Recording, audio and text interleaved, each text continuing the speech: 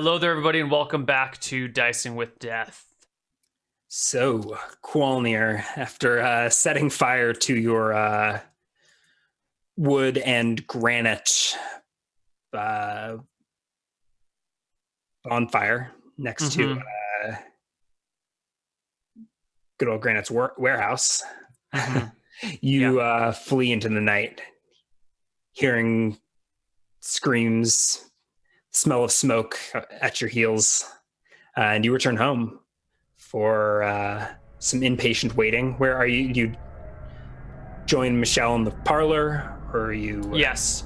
And as I get home, I say, Bates, I need you to leave town. You can come back tomorrow, but get you and the wagon out of here. I don't care where you go. We just got back. Get the hell out of town. Come back in a couple of days.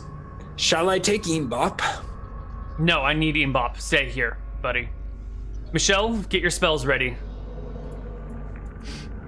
Spells? What did you do, Qualnir? Usual. What spells does Michelle have memorized on any given day? Do we? I don't know if I have a list of her regular spells memorized. I'll take a look at let's take a look at the character sheet that I gave you, and I guess those will be her defaults. You may not even have filled in all your slots when she leveled up. Actually, I think we didn't have enough. Yeah, we did do these things. But whatever you've got written down on the most recent version of the character sheet is what we're gonna have to go. Friends, color spray, detect magic, and ESP.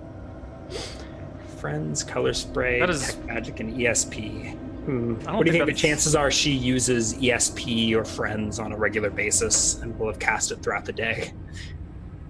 25% chance? For each of them? Yeah. How did you do that? I don't Sure. think any of the others, I don't think she has to use color spray to... Well, she used She will has cast Friends. I think she likes walking around with 17 plus 2d4 charisma. Yeah. Yeah.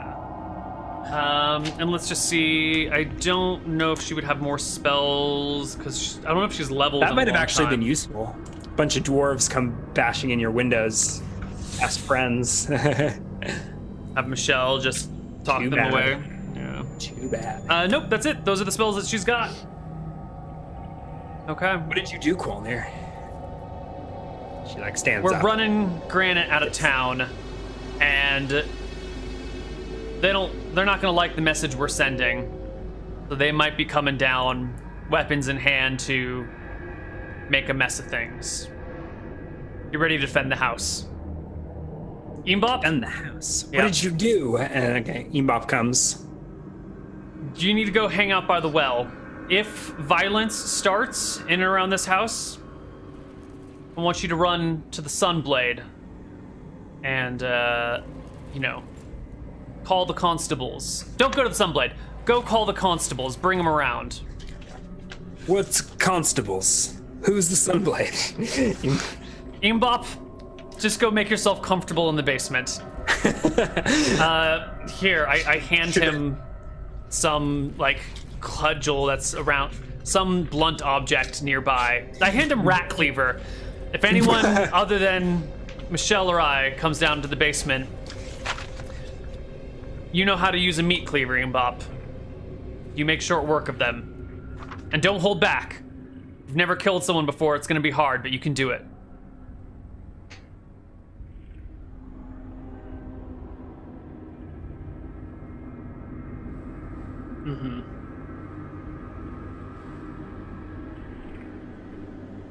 Michelle, you got a color spray ready like usual, yeah? So you wait until you can hit at least 3 of these suckers with it. Well, at least 2, bare minimum.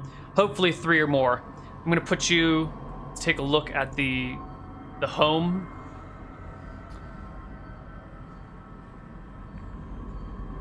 I want you in the kitchen. So when if they come through the front door, through the shop, you can pop out behind them and you need to pop out from in front of them. You hang out in the master bedroom. Perfect. That way, when they pop in through either the shop door or the side door, you'll have a good you can hit a whole bunch of them at once. Okay.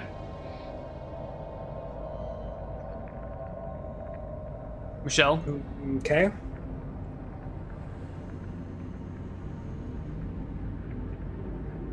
All right, where are you positioning yourself and Michelle? I'm putting Michelle in the master bedroom. Okay. And I will place myself at the entrance between the shop and the hallway.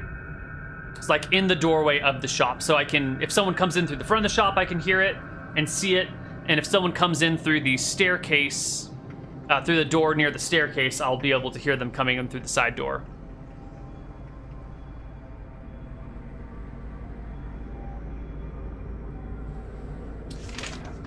Cool. All right. Well, you wait, but it's not long. Maybe an hour of pacing this hallway. Mm-hmm. Michelle occasionally poking out the door and nervously checking in with you. Not yet, not yet. Roll a perception check, I guess.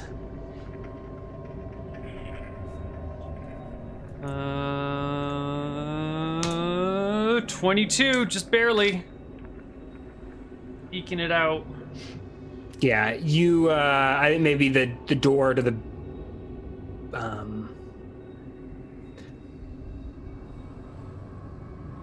actually, it's not from the master bedroom. It's one of the back bedrooms. You hear a crash of glass shattering. All right. And footfall through the closed parlor door. So I assume do you get closer or do you back away? I will leave the door. Michelle opens up the door to the master bedroom. What was that? I'll leave the door to the shop open and kind of shh at her, and then give her the motion to follow me as I head into the parlor. And I will open the top door. Roll for initiative. Oh boy. 10 plus 2 for Bloodletter, and Michelle is D10 plus 1 for Color Spray. Oh, she's okay. I guess she gets prepared.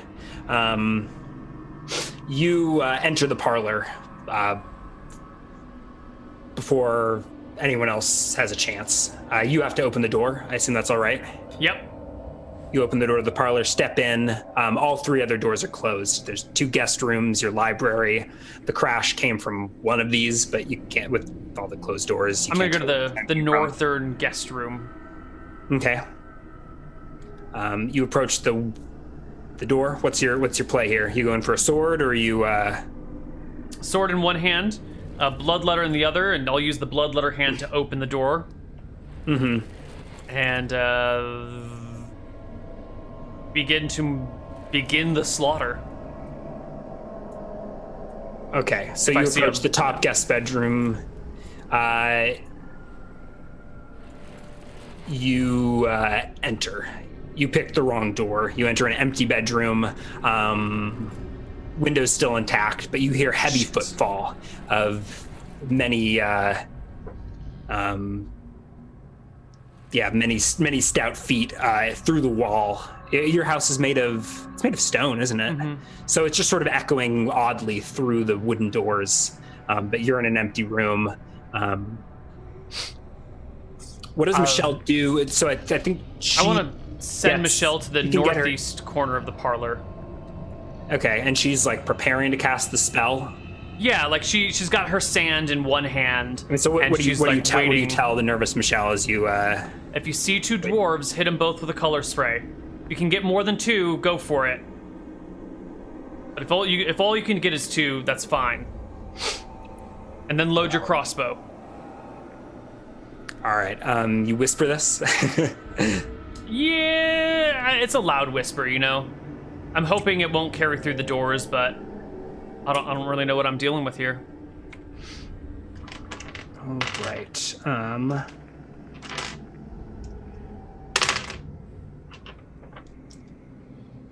Well,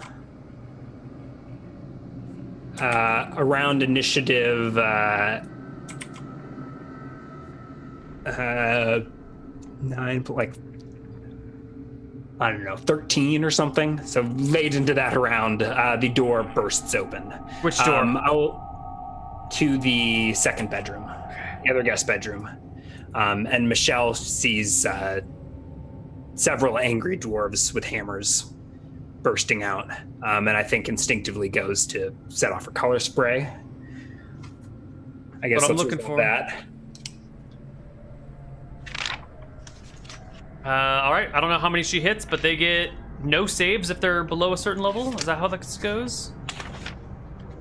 That might actually be true. It affects a certain number of creatures, so why don't you roll for that? All right. Chill, darling. D6 dwarves. Up to 4 dwarves. Okay, so she blasts the room with color spray. 4 dwarves in front, falling unconscious. The one in the back was unaffected. And there's more noise. Like outside through the broken window, she sees another gang of dwarves. Well. And we will roll initiative for next round. Maybe next time we play Dicing with Death. Oh God, there's dwarves everywhere. Oh my God. Right, Michelle, come back. Michelle. Baby, come back! 1, 2, 3, 4, 5, 6, 7, 8, 9, 10, 11, 12, 13, 14. Oh shit, there's a lot of dwarves. I don't know if that count is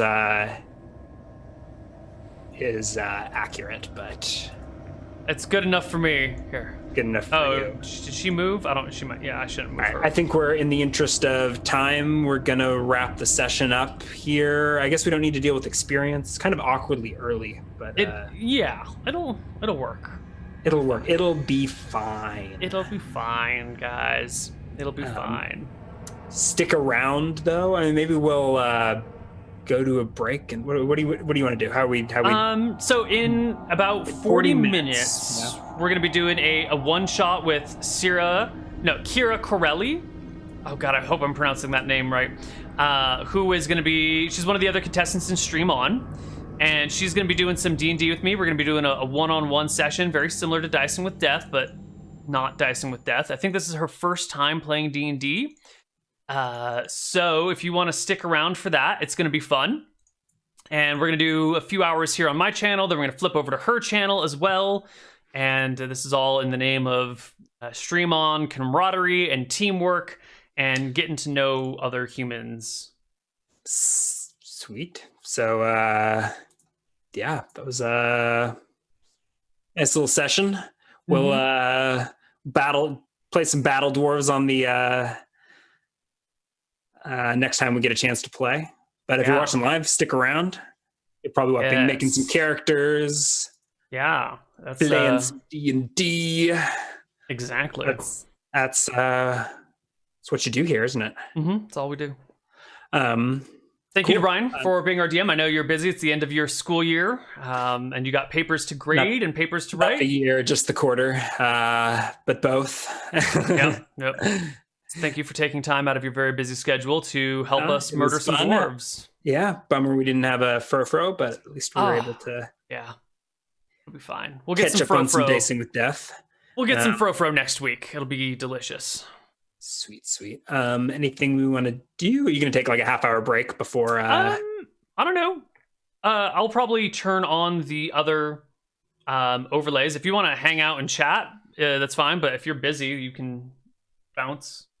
Why don't we wrap this up for the YouTube audience, and we'll talk off air. All right. I'll catch you guys next time. Thanks for watching. Bye, guys. Bye-bye.